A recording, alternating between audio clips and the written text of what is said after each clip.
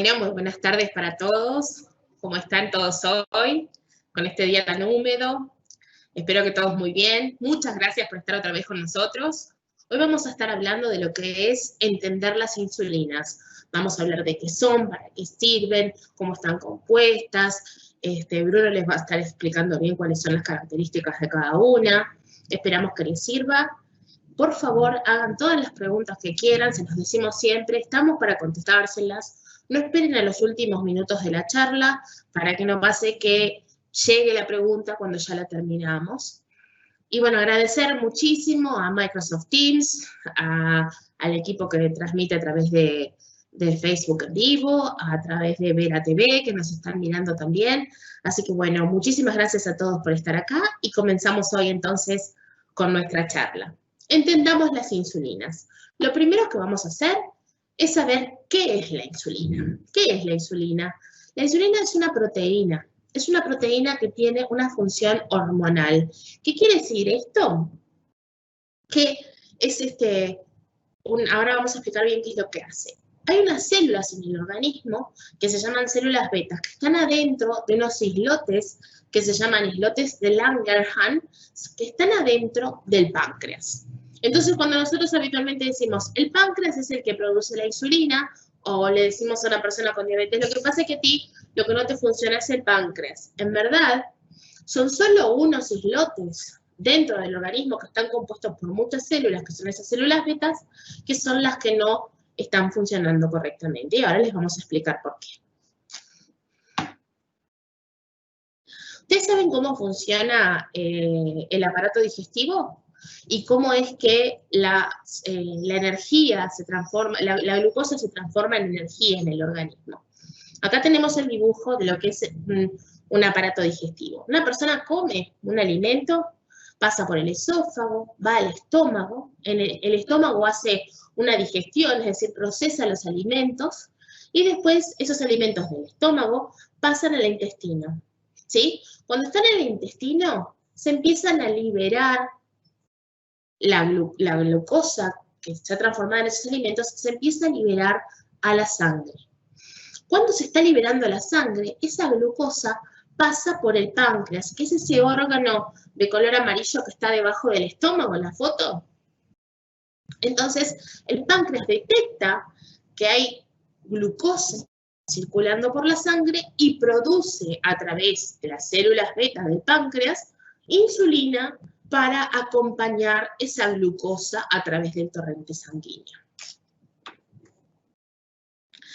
¿Para qué funciona la insulina y para qué la tenemos? Vieron como yo les decía, viene la glucosa circulando también con esa insulina que transporta el páncreas. Y va llegando la glucosa y la insulina a una célula. Para que la glucosa pueda ingresar a la célula, necesita que la insulina haga algo en esa célula. Si no, si viene sola la glucosa, cuando llega a la célula, no puede pasar.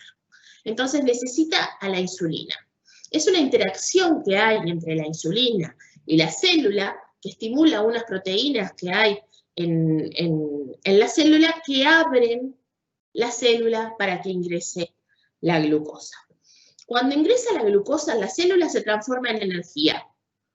Miren un dato curioso, en realidad, que pusimos acá, que está bueno que lo sepan. 1 gramo de glucosa son 4 kilocalorías, son 4 kilocalorías de energía. Acá les voy a mostrar ahora en la próxima diapo una foto de qué es lo que pasa en la célula. Medio complicada, pero para que entiendan cómo es que se abre la célula para recibir la energía. Vieron que en esta parte de acá de la foto se ve como se dice insulin receptor, un receptor de insulina que se abre, viene la insulina y el receptor se abre. La insulina pasa hacia adentro de la célula, mueve esas proteínas y esas proteínas van hacia la célula nuevamente y la vuelven a abrir, pero para darle paso a la glucosa. ¿Qué pasa con una persona que no tiene diabetes? ¿Cómo funciona la insulina dentro de su organismo? Hay una insulina que está siempre actuando constantemente. Esa insulina es la que hace que los órganos siempre reciban un poquito de energía. Vieron que en otras charlas anteriores les habíamos explicado que el cuerpo siempre necesita cierta cantidad de energía para funcionar, y en la sangre siempre tiene que haber cierta cantidad de glucosa. Eso lo nivela el páncreas produciendo más o menos insulina. Pero cuando comemos, ingresamos mucha cantidad de glucosa al organismo, entonces en ese momento el páncreas fabrica más cantidad de glucosa y la envía a la sangre para que acompañe esa glucosa para poder ingresar en las células. Entonces, esta gráfica que estamos viendo acá con esos picos, es como la insulina actúa acompañando la comida. Empieza a subir la cantidad de glucosa, empieza a subir la cantidad de energía. Empieza a bajar la cantidad de glucosa, empieza a bajar la cantidad de insulina. Y así en los momentos en los que la persona consume alimentos. Si fuesen otros los momentos, serían otros los picos. Pero ¿qué pasa en una persona que tiene diabetes tipo 1? Si entendieron lo que les estuve explicando, algo va a pasar que no está bien. ¿Qué pasa con la diabetes tipo 1? Vieron que siempre contamos que la diabetes tipo 1, el sistema de defensas del cuerpo, el sistema inmune, ve a esos islotes llenos de células como si fueran algo malo en el organismo. ¿Y qué hace nuestro sistema? Mata esas células, no las deja trabajar, no las deja producir. Entonces, cuando pasa la glucosa por el páncreas, no se produce insulina, porque esas células no están funcionando. Entonces, la persona con diabetes no produce insulina. La persona con diabetes tipo 1, acuérdense de esto, ¿no?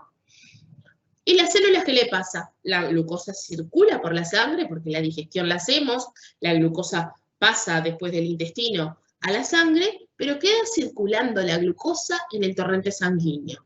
Y nadie abre ese receptor para que se produzca ese proceso, para que se abra la célula para recibir la glucosa. Entonces la persona tiene necesidad de energía por un lado, porque ninguna célula de su organismo está recibiendo la energía que viene a través de la glucosa, y por otro lado un exceso de glucosa circulando por la sangre que lastima el organismo. ¿Cuál es la única manera de que la insulina, cuando una persona tiene diabetes, de que la insulina actúe? Es inyectándola, extrayéndola de afuera hacia el organismo. Siempre nos pregunta, todo el mundo nos pregunta, ¿por qué no la tomamos? Vieron que al principio de toda la charla yo les dije que la insulina era una proteína. Las proteínas, cuando las consumimos por la boca y pasan por el esófago al estómago, el estómago hace un proceso de digestión y rompe la proteína. Y al romperse, deja de funcionar correctamente. Es por eso que no podemos tomar la insulina, y la única manera que tenemos de utilizarla es a través de una inyección. Pero no toda la vida, esto que yo les estoy contando y que nosotros estamos muy agradecidos que pase, pasaba, que la gente conocía de estos islotes, de estas células y de la producción de insulina. Hubo una evolución en el conocimiento de la diabetes tipo 1. Y hace ya un tiempo lejano, porque ya hace más de 90 años, se descubrió la insulina. Ahora después les voy a contar quiénes fueron. Pero antes de que las descubrieran en el año 1922, las personas con diabetes tipo 1 llegaban a estar en las condiciones que ven esta foto acá de este niño. ¿Por qué? Porque no recibían energía. Su organismo necesitaba la energía y no había cómo dársela. Entonces el cuerpo, al no recibir la energía de los alimentos, la iba a buscar en otro lado y descomponía las grasas y los músculos de las personas. Y miren cómo estaba ese niño antes de la insulina. Este niño tuvo la suerte que nació en el año 22 o 23 y tuvo la posibilidad, o estaba vivo en esa época, que fue cuando se descubrió la insulina, y vivió el antes y el después del descubrimiento de la insulina.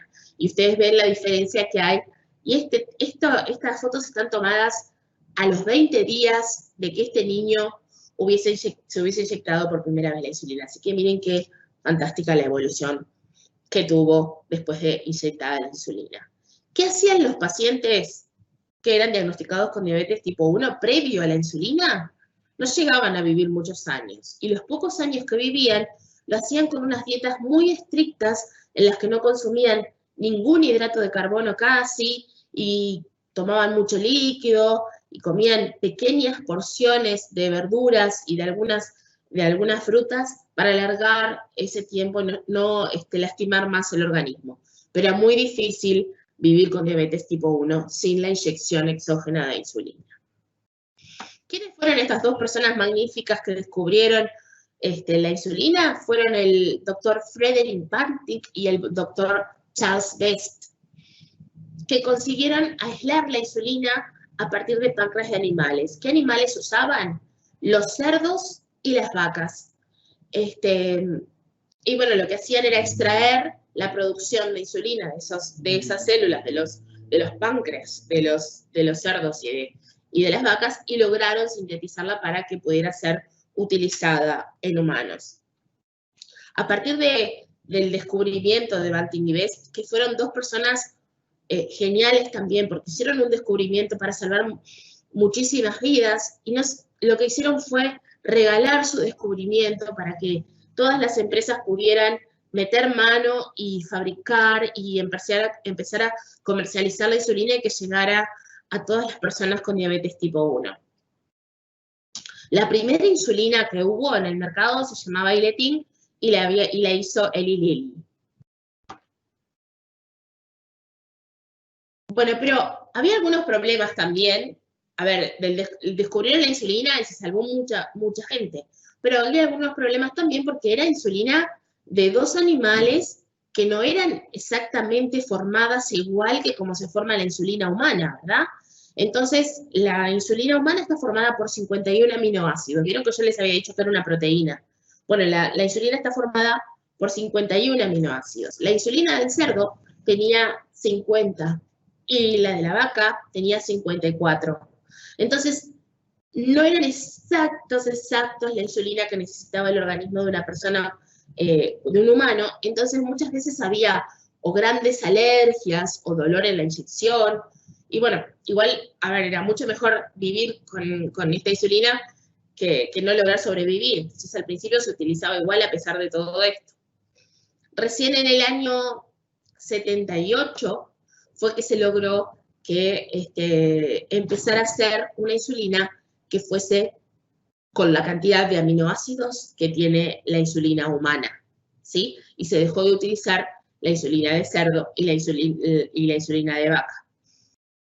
Imagínense además también lo que significaba armar un frasco de insulina que se necesitaba, por ejemplo, para atender una sola persona con insulina, 50 páncreas de cerdos. Imagínense el despliegue que significaba el poder fabricar la insulina. Como les decía, en el año 78, el desarrollo de la ingeniería genética permitió armar esa insulina. Ahora vamos a ver cómo se fabrica la insulina en un video y van a entender bien cómo es que se logra formular esta insulina recombinante que tiene la cantidad de aminoácidos exacta que tiene la insulina del humano. Como les dije, vamos a ver un video que es súper interesante, les voy a contar un poquito de qué se trata.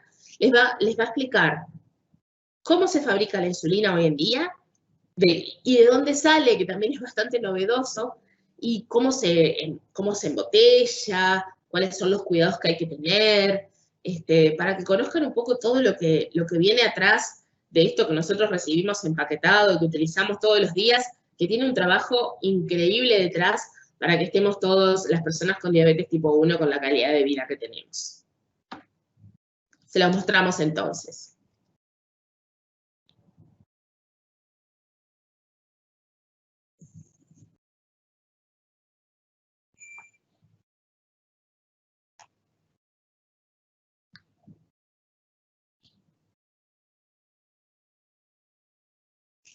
A ver si alguien de la parte de comunicación me puede ayudar con esto, que no estoy logrando poner el play en el video.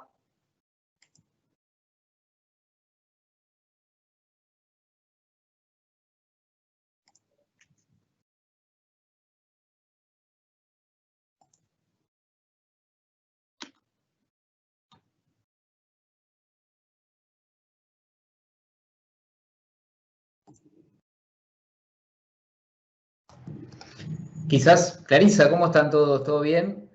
Hola, Bruno. Muchas gracias, andás, pero no estoy pudiendo poner el play en el video. No sé si me podés ayudar. Probá a hacerle doble clic a la pantalla, quizás. No. Porque me parece que es... ¿No? ¿Tampoco? Bueno, no importa. Me deja. El título Quizás del saber video, más porque puedes empezarlo tú y capaz que desde tu máquina lo puedes hacer. me fijo. Después que terminemos con el video, Bruno, seguís vos, que vas a hablar Dale, de las características de las insulinas, así que podés seguir con perfecto, el perfecto. PowerPoint vos. Buenísimo. Bueno, le pedimos disculpas a todos que estamos teniendo un problemita técnico ahora, pero la idea era compartirles a ustedes un video sobre la fabricación de la insulina que, por lo que veo, no me está permitiendo en este momento. No se preocupen, al final de los comentarios, cuando terminemos este video, les vamos a dejar el enlace de cómo se fabrica la insulina, el enlace del video, porque realmente es muy interesante y está bueno para culminar todo esto de la historia de la insulina, de dónde viene, cómo se fabricaba al principio y cómo se llegó ahora a la producción de la insulina, que es muy distinto a lo que era antes, como decía Clarisa, que había que sacrificar 50 páncreas de 50 animales para poder hacer una botellita de insulina. Ahora simplemente con la ingeniería se ha logrado hacer una producción masiva mundial de insulina a través de la levadura. Eso está en el video que más adelante después lo van a ver. Una producción masiva a través de la levadura, le quitan las moléculas y hacen una producción masiva de insulina para todo el mundo que lo necesite. Eso está todo en el video, como lo están viendo en pantalla. Mirá, ahí lo están pasando en pantalla. No sé si tiene audio el video ahí. A ver a la producción. Me parece que no está saliendo con audio. No importa. Simplemente les voy narrando lo que es el video. Hay grandes compañías como Novo Nordisk y otras grandes compañías de la insulina en el mundo que lo que hacen es justamente producir, en los países nórdicos mayoritariamente se hace, la insulina para todo el mundo.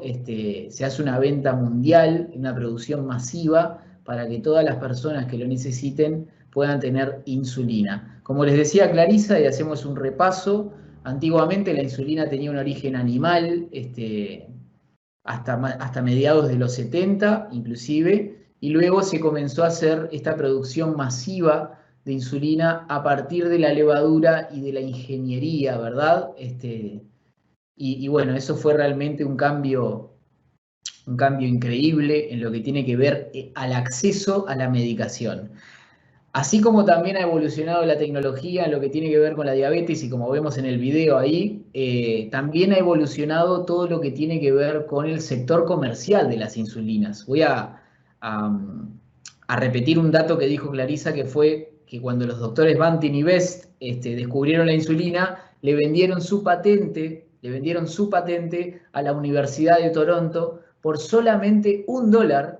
$1, hay una firma histórica de esto en la que especifica que el doctor Banting, sobre todo, escribió una nota que dice: la insulina no me pertenece a mí, sino que le pertenece al mundo, para que todas las personas que lo necesiten puedan tener acceso a la insulina. A través de los años se ha desarrollado con la tecnología la venta masiva de la insulina humana, que se hacen en los laboratorios a través de los extractos de la levadura, como vemos en el video, pero también ha evolucionado la comercialización de la insulina, y no es el caso de Uruguay, porque en Uruguay tenemos afortunadamente la cobertura universal de salud, pero hay algunos países, como por ejemplo en los Estados Unidos, que la insulina tiene un precio elevadísimo, ¿verdad? Inclusive han habido algunos casos de fallecimiento por no tener acceso a un medicamento que se clasifica como elemental o básico dentro de lo que es el tratamiento de la diabetes tipo 1. Bien, seguimos con el video. Bruno, Sí, mira el video, mira que están pasando en el video cosas interesantísimas que capaz que podemos nosotros un poco contar qué es lo que está pasando. Sí. Vieron que al principio lo que hacen es agarrar un pedazo de levadura como el que usamos para hacer una pizza, ¿no? Un pedacito chiquito de levadura, y con ese pedacito chiquito de levadura hacen la producción de miles de botellitas de insulina. Lo que hacen es alimentar esa levadura con azúcar y un montón de cosas químicas que le ponen, y esa levadura se empieza a leudar y en esa leudada que hace con el azúcar y todas las otras cosas, además de leudar, produce insulina. Exacto. Entonces después lo que hacen es, bueno, la sintetizan, la ponen en esas máquinas gigantes para separar después la levadura de la insulina y terminan sacando un polvo que secan en otras máquinas impresionantes que tienen para secar sin calor, para que la insulina no se modifique, y van haciendo ese proceso hasta que al final sacan ese polvo que se ve ahí, que después le ponen, ¿vieron que ahora tienen el polvo ahí adentro? Lo mezclan con agua destilada. Ese polvo que tiran ahí es la insulina. Lo mezclan con agua destilada y empiezan después a llenar todos esos tubitos hiperesterilizados que tienen en una planta gigantesca, que es lo que están viendo ahí. Miren cómo lavan y esterilizan los frascos. Y un poquito más adelante en el video van a mostrar cómo se arman también. Estos son los frascos viales y los frascos que van en las lapiceras que no son descartables. Pero después también muestran cómo hacen las lapiceras descartables, que también tienen una fábrica de producción increíble. Ahí están, ¿ven las lapiceras?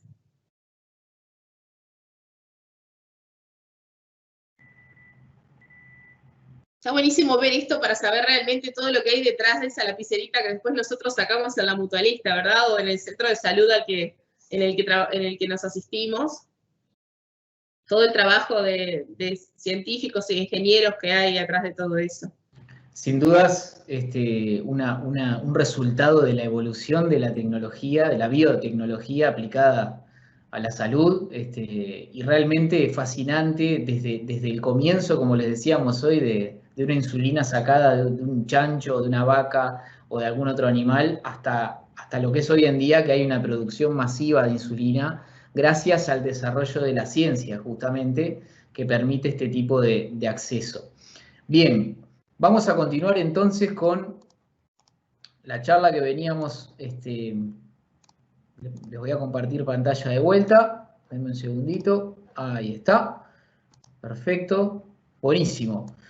Bueno, vamos a hablar ahora, continuamos con la charla de entendiendo las insulinas y les voy a hablar de 3 aspectos, 3 características, 3 elementos que tienen que ver con las insulinas que son fundamentales para el buen control de la diabetes. Sí, así como lo escucharon, son fundamentales el entendimiento de estas 3 cosas para el buen control de la diabetes. Y uno diría, ¿pero por qué? ¿Qué tiene que ver? Bueno, las insulinas, todas las insulinas que hay en el mercado, cumplen con estas 3 características. Varía en cada caso, es decir, el tiempo de inicio de la insulina, que es el tiempo que transcurre antes de que la insulina llegue a la sangre y comience a bajar el nivel de glucosa. Lo voy a traducir. Una vez que nos inyectamos las insulinas, es el tiempo que demora en empezar a actuar. Ese es el tiempo de inicio de la insulina. El pico de acción, que es cuando la insulina tiene su máxima potencia, es decir, con respecto a la reducción de la glucosa, cuando la insulina está actuando en su máxima potencia, ese es el pico de acción, que también varía según el tipo de insulina, que ahora lo vamos a ver. Y después tenemos la duración, que es el tiempo total que la insulina continúa reduciendo el nivel de glucosa. Es la duración que tiene en el cuerpo esa insulina que nos inyectamos. Estos 3 elementos, permítanme decirles que son aspectos fundamentales, como les decía, para tener un buen cuidado de su diabetes, sobre todo las personas que tienen diabetes tipo 1, ¿verdad? Pero también las personas con diabetes tipo 2 que tienen un tratamiento con insulinoterapia.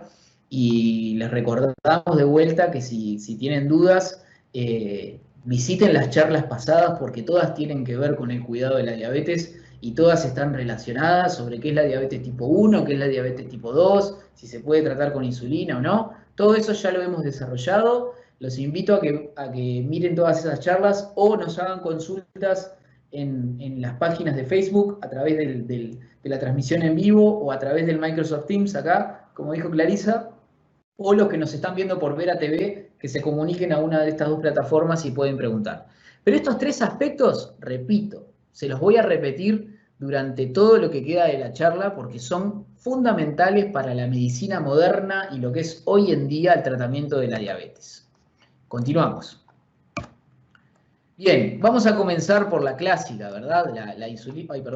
La insulina clásica, que es la insulina cristalina o la insulina regular, que es la molécula de insulina tal cual como la produce el páncreas. Los 51 aminoácidos idénticos a los que produce el páncreas humano, a diferencia de las insulinas animales, como les comentaba Clarisa al comienzo de la charla.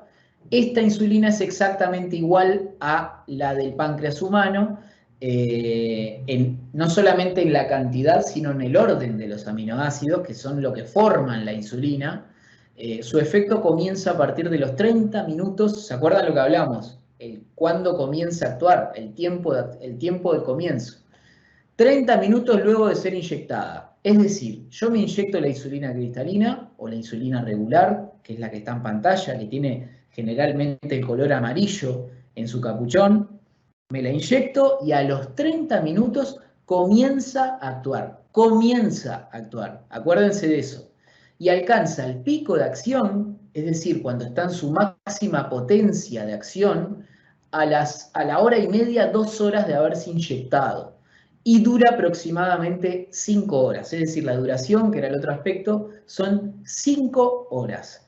Hay algo muy importante con respecto a la insulina cristalina, que es que, vieron que dice que su efecto en el prospecto comienza a partir de los 30 minutos de ser inyectada. Hay una recomendación que se le da a las personas que utilizan este tipo de insulina como insulina de ajuste, porque es un tipo de insulina de ajuste. Es decir, una insulina que se utiliza para bajar los niveles de glucosa cuando comemos o vamos a comer. Hay una recomendación que es que inyectársela 30 minutos antes de comer porque comienza a actuar a los 30 minutos. Este es un aspecto muy importante de la insulina cristalina y también es un defecto en muchos sentidos porque en la población infantil sobre todo, muchas veces no se sabe si los niños con diabetes, por ejemplo, van a comer toda la comida. Entonces no nos podemos arriesgar a darle la cantidad de insulina antes, 30 minutos antes, si no sabemos cuánto va a comer. Entonces, tiene sus ventajas, pero tiene sus desventajas también este tipo de insulina. Hoy en día, en la diabetes tipo 1, al menos en el Uruguay, no se utiliza mucho como insulina de ajuste, la insulina cristalina en la diabetes tipo 1. En la diabetes tipo 2 se utiliza bastante, pero ya se está cambiando a otro tipo de insulina. Continuamos entonces con la siguiente. Acá tenemos una gráfica, ¿se acuerdan de la gráfica que les mostró Clarisa? Que era la persona sin diabetes, es decir, los colores celestes que vemos en pantalla son la producción de insulina de un cuerpo. Los voy a ayudar con mi super mouse, ahí como lo ven. El celeste es lo que produce de insulina el cuerpo cuando la persona come durante el día, ¿verdad? Y las partes que son como más mesetas es cuando no come la persona, que siempre hay una cantidad de insulina. Entonces cuando come, sube la cantidad de insulina en el cuerpo, como vemos en pantalla. La insulina cristalina, que es la que vemos acá de color rojo, miren acá, la persona se inyectó, como vemos en pantalla, a las 8. 30 minutos después comenzó a actuar y hizo su pico de acción a las 2 horas y a las 5 horas dejó de estar en el cuerpo. Vieron que hay un pequeño desfasaje acá entre el tiempo de comienzo de acción y el pico de acción. Es decir, esta persona no se inyectó 30 minutos antes, entonces hay un desfasaje entre la subida de glucosa y la acción de la insulina. Esto es importante, son aspectos elementales de la educación en diabetes que tenemos que saber para tener un buen control de la diabetes, ¿no? Seguimos. Acuérdense que es una insulina de ajuste la cristalina. Ahora vamos a una insulina que se la clasifica como basal, como insulina que siempre tiene que estar en el cuerpo. Si vamos a la gráfica, es esta que está acá, ¿verdad? La insulina intermedia o NPH, una insulina muy popular dentro de la población con diabetes. Es la insulina cristalina, la insulina regular, pero con la adición de una proteína de salmón, la extraen del salmón, que se llama protamina, para prolongar el efecto. ¿Vieron que tiene un color blancuzco o lechoso? Bueno, esa es la adición justamente de protamina en forma de pequeños cristales, que lo que hace es enlentecer la acción de la insulina regular y la transforma en este nuevo compuesto que se llama insulina NPH. Su efecto comienza 2 a 4 horas luego de inyectarse. Es decir, si yo me inyecto, por ejemplo, a las 8 de la mañana, va a comenzar a actuar entre las 10 y las 12. Eso es lo que dice el prospecto. Y alcanza el pico de acción entre las 4 y las 12 horas. Como verán, tiene una variación bastante importante la insulina NPH, una variabilidad, un factor de variabilidad bastante importante. Pero su pico de acción generalmente es después de las 4 horas, es decir que va a ser un pico de acción. A pesar de que es una insulina basal, hace un pico de acción y puede durar hasta 18 horas. Es una insulina que por lo tanto no alcanza para cubrir el requerimiento basal que necesita una persona por día, es decir, la cantidad total de insulina basal que necesita por día una persona. Entonces, generalmente por este motivo, se inyecta 2 o 3 veces por día. Vamos a verlo en gráfica para que quede más claro. Ahí lo tenemos. La persona se inyecta, por ejemplo, a las 8 de la mañana, como vemos ahí en pantalla, y a eso de las 10 comienza su acción. Y a eso de las 4 o 5 horas hace su pico de acción, ¿verdad? Y va en detrimento durante el día, va decreciendo su acción hasta irse completamente, y por eso es conveniente inyectarlo de vuelta, tener otra dosis de insulina NPH para que cubra el requerimiento de insulina basal. La insulina basal es la insulina que se necesita cuando no estamos comiendo. Siempre tiene que haber insulina en el cuerpo, ¿verdad? Por más que no estemos comiendo. Y esta insulina es la insulina basal. Como ven en pantalla, esta insulina NPH no alcanza para los picos de glucemia, como vemos ahí, ¿verdad? Vamos a suponer que lo azul son los picos de glucemia. Cuando la persona come, y lo vemos en pantalla, ahí vemos que no alcanza, ¿verdad? Esta insulina basal. Por lo tanto, debe ser combinada con una insulina de ajuste más rápida. Bien, vamos justamente a eso que son los análogos de acción rápida. Los análogos de acción rápida. ¿Cuáles son los que tenemos en pantalla? O al menos los que tenemos aquí en el Uruguay disponibles. Son esos 3 que vemos ahí en pantalla. Su efecto comienza aproximadamente a los 15 minutos de la inyección. Es decir, nos inyectamos cualquiera de estas 3 insulinas que tenemos en pantalla, que son la insulina Lispro, que es la que tenemos acá con el cartucho, ¿verdad? Que es la marca comercial es Humalog. La insulina aspártica, que es la insulina Novorapid, muy popular esta también entre los diabéticos 1. La insulina glulicina o insulina Apidra, que es la marca comercial, que también es súper popular. Estas 3 son las insulinas de acción rápida, análogos de acción rápido. Una vez inyectada esta insulina, comienza a actuar a los 15 minutos y alcanza el pico de acción a las 2 horas. A las 2 horas. Y su efecto perdura aproximadamente 4 horas en el cuerpo. Bien, vayamos a la gráfica para entenderlo un poquito mejor. Acuérdense que si tienen preguntas las pueden hacer a través de las plataformas que estamos transmitiendo. Como vemos en pantalla, la insulina se inyecta, por ejemplo, a las 8, a los 15 minutos comienza a actuar, hace su pico de acción a las 2 horas y aproximadamente 4 horas después, a las 12, ya no está más en el cuerpo.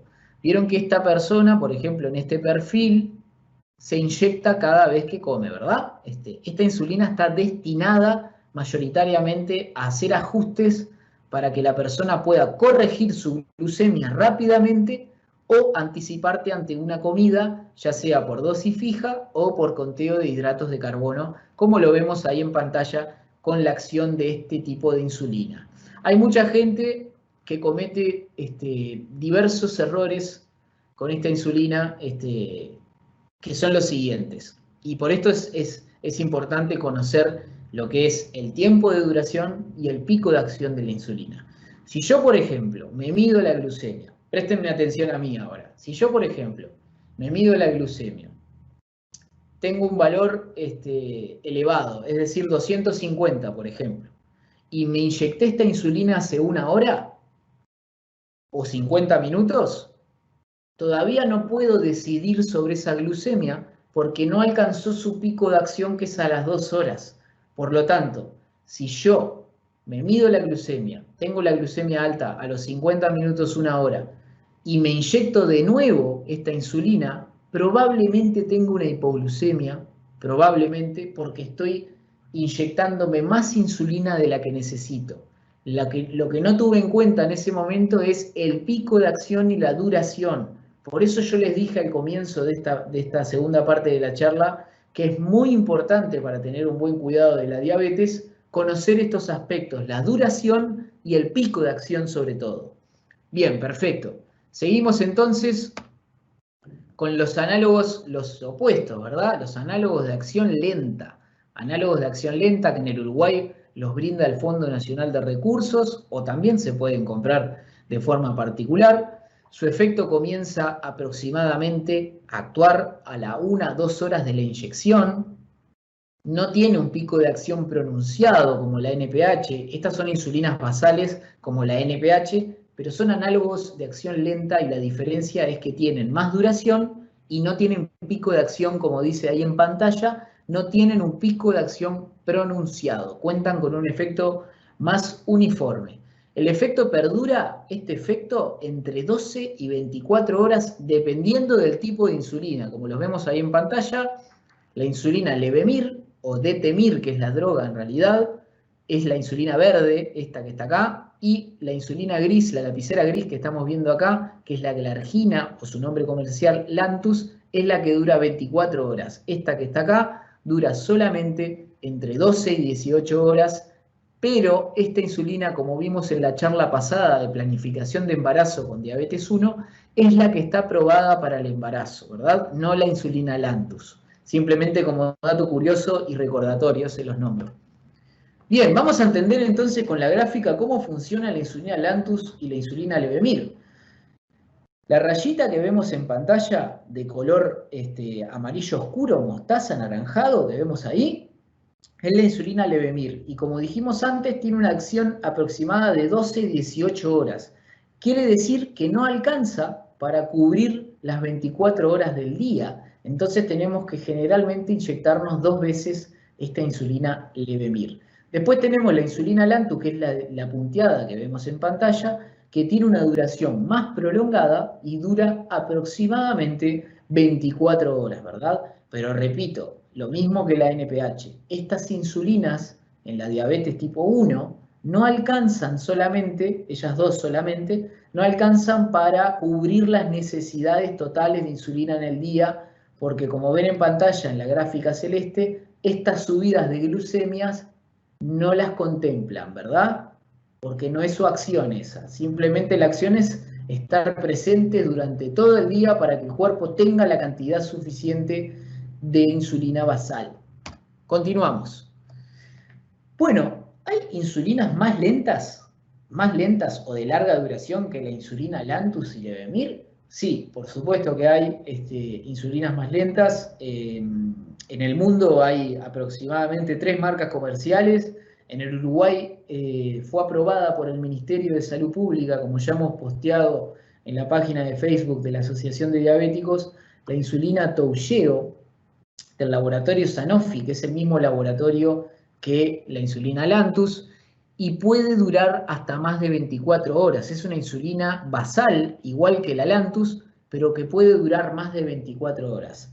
Aún con una duración tan larga, se suele administrar en dosis diarias, es decir, porque dure 36 horas, por ejemplo, que es más o menos lo que dura, no quiere decir que me tengo que dar la dosis cada 36 horas, sino que debería dármela aproximadamente a la misma hora todos los días, pero tengo más flexibilidad, ¿verdad?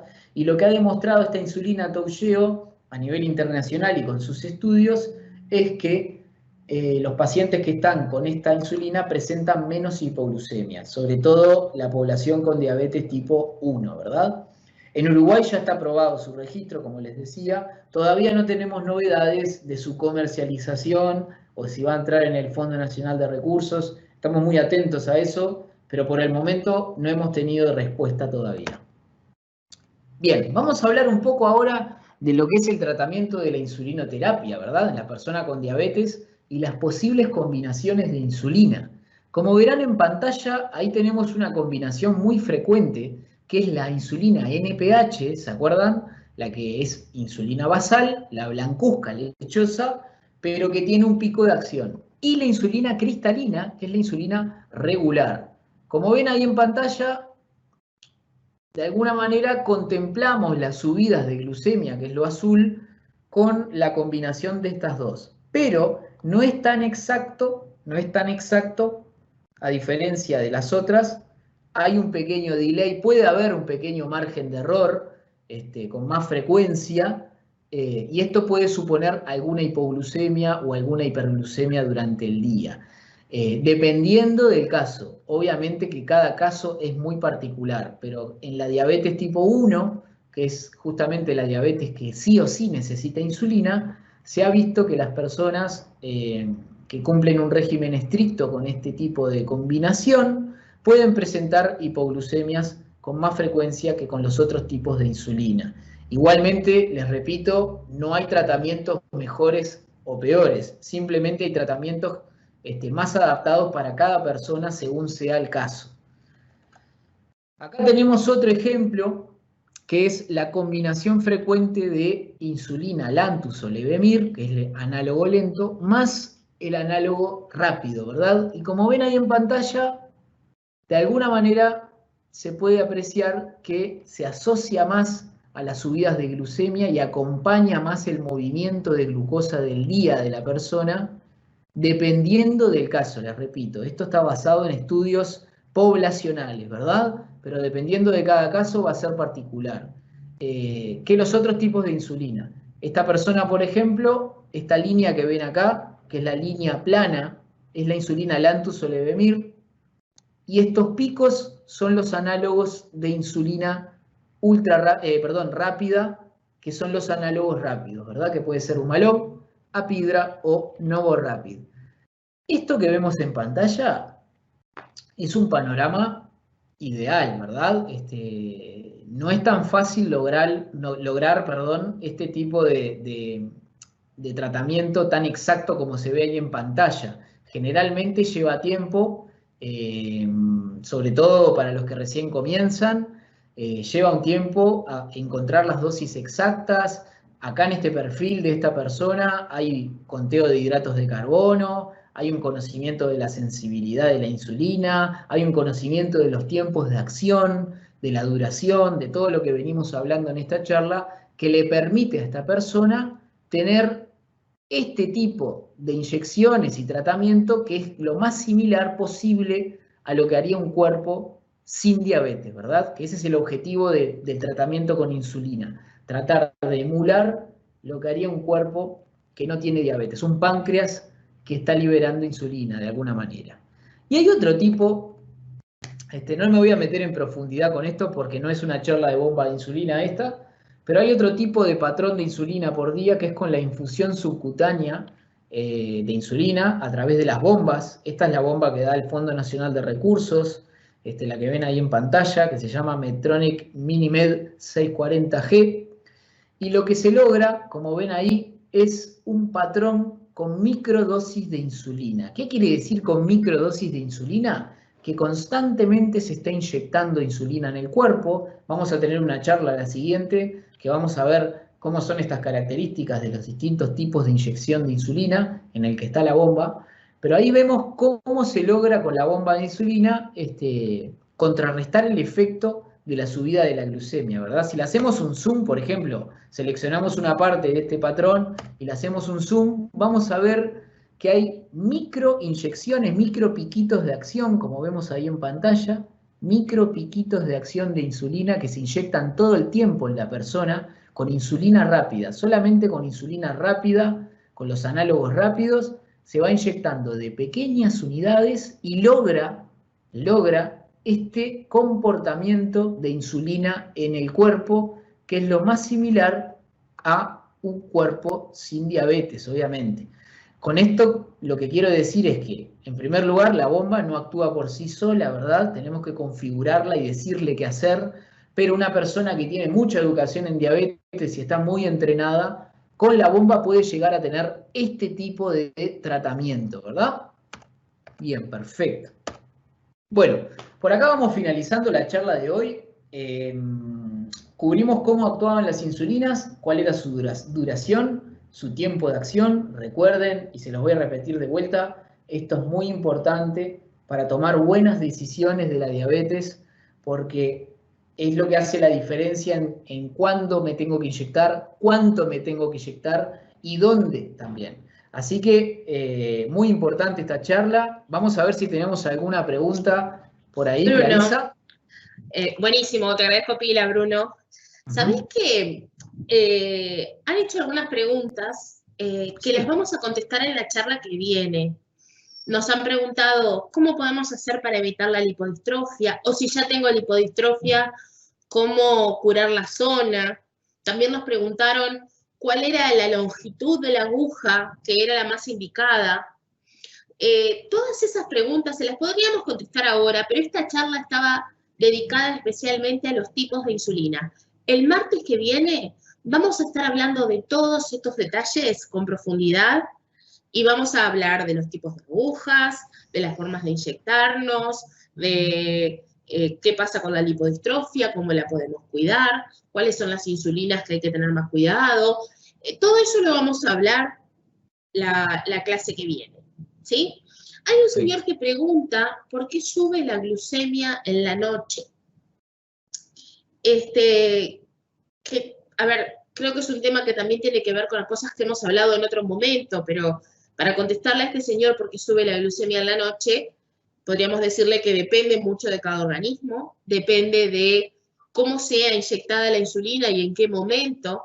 Quizás tenga que hablar con su doctora para ver qué variar en el momento de la inyección de la insulina para que le alcance a cubrir la noche, que puede ser lo que esté haciendo que esa persona tenga la glucemia elevada. Hay un fenómeno que lo estuvimos discutiendo en alguna otra actividad que hemos hablado, que es el fenómeno del alba, que ese sí es un fenómeno que aparece una subida de glucemia cuando la persona está a punto de levantarse, que es cuando las hormonas como el cortisol y otras hormonas que necesitamos para despertarnos hacen efecto y elevan la glucemia. Pero eso es en un periodo cortito, que es alrededor de las 6 de la mañana, no durante toda la noche. Si nosotros tenemos una hiperglucemia durante toda la noche, hay que revisar el horario y la cantidad de insulina que nos estamos administrando. Bien, perfecto, perfecto. Sí, las otras preguntas me parece que tienen más que ver con esperar un poquito a lo que va a pasar en la clase que viene, que va a estar buenísima también, y que vamos a cubrir ese otro montón de interrogantes. Había una son dos temas que son, que es lo que siempre hablamos en ADU, son claro, dos temas que son primos hermanos, cómo actúan las insulinas y cómo se inyecta la insulina, que también surgen un montón de curiosidades, dudas de gente. Es más, hay gente que por ahí no sabe muy bien cuáles son los lugares de inyección, qué pasa si me inyecto en el mismo lugar, cada cuánto se cambian las agujas. Son todas dudas que son bienvenidas, como les decía Clarisa, y el objetivo de esta charla era explicarles a todos cuáles son las características de la acción de la insulina, de la acción, que, la repetimos, va a quedar posteada en la página de Facebook de ADU y en el YouTube y en Vera TV, para que lo miren cuantas veces sea necesario. Toda la primera parte que hablamos de los datos curiosos de la diabetes y la evolución, que es un tema re apasionante para nosotros, como también, y del doctor Banting y Best, que son nuestros ídolos, como también cómo actúan las insulinas. Por ahí si quieren hacer alguna consulta, como por ejemplo, hola, Clarisa y Bruno, yo utilizo NPH y cristalina, ¿es mejor que utilice NPH y otro análogo rápido? Todo ese tipo de consultas, nosotros estamos disponibles para atenderlos y para ayudarlos a ustedes también en este camino del entendimiento de la diabetes. Bruno, se generó una consulta. Viste que vos estuviste hablando de que las insulinas ultralentas, los análogos de acción ultralenta, los daba el Fondo Nacional de Recursos, pero que también podían ser comprados de forma particular. Y una persona pregunta dónde de forma particular se compran esos análogos. Pueden hacerlo en la Asociación de Diabéticos del Uruguay, que es Paraguay 1273 entre San José y Soriano, o llamando al 2901-6214. También pueden hacer las consultas a través de todas estas redes, a través del Facebook, a través del Instagram, a través del Microsoft Teams, si están conectados por ese medio, y les vamos a estar pasando cómo hacerlo. Se puede hacer a través de ADU, a través de alguna farmacia que esté comprando insulina. Eso es más personal y van a tener que averiguar un poco si la farmacia donde compran habitualmente tiene las insulinas a disposición. Pero en la Asociación de Diabéticos del Uruguay seguro están todas las insulinas y los análogos a la venta. Perfecto, perfecto. ¿Sí? Buenísimo, Clarisa. Bueno, me parece que por hoy ya cubrimos con todos los temas de la apuesta del día, y ya los voy invitando para la próxima charla, que va a ser el martes 28, a la misma hora, mismo canal, que vi que por ahí preguntaron por alguna de las redes, a las 16 horas, a través de estas plataformas, y justamente el nombre de la charla es ¿Me estoy inyectando bien? Es una consulta muy popular y vamos a hablar de la administración de insulina, los distintos tipos de administración de insulina y cuáles son las buenas prácticas de inyección, que es muy importante esto, sobre todo para los diabéticos tipo 1, pero también para todas las personas con diabetes 2 que ya están en tratamiento con insulina o van a comenzar el tratamiento con la insulina. Así que los invitamos al próximo martes, recuerden, martes 28, a la misma hora, mismo canal, para una charla entre todos y aprender juntos sobre cómo cuidarnos de la diabetes. Hasta la próxima. Hasta la próxima.